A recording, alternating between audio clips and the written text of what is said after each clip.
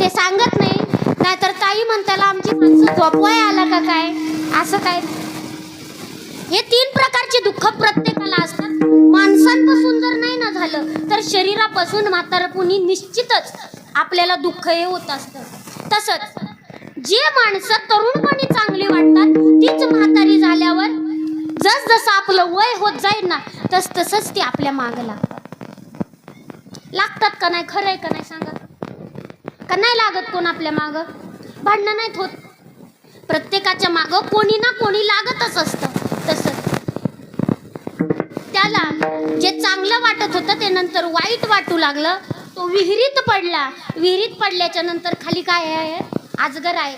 तसंच काळरूपी सर्प प्रत्येकाची वाट बघतो ना. प्रत्येकाला काळाच्या तोंडामध्ये जायचंय. तसंच तो जो अजगर आहे तो काळरूपी सर्प आहे. वर नातेवाईक आहेत. पुढं जावं म्हणजे जसं पुढं जाईल तसं काळरूपी सर्प आपला ग्रास करण्याकरता थांबलेला आहे. माघारी यावं तर प्रत्येक नातेवाईक आपल्या मागं लागलेले आहेत. कोणी प्रॉपर्टीसाठी माझ्या नावावर शेती करा, माझ्या नावावर जमीन करा, तुमचं जे काय आहे ते आमच्या नावावर करा.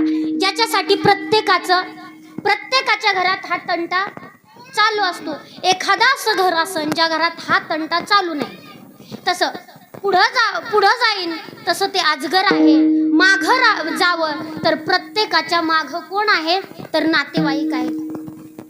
आणि जे फांदी पकडली ना त्यांनी फांदी पकडली ते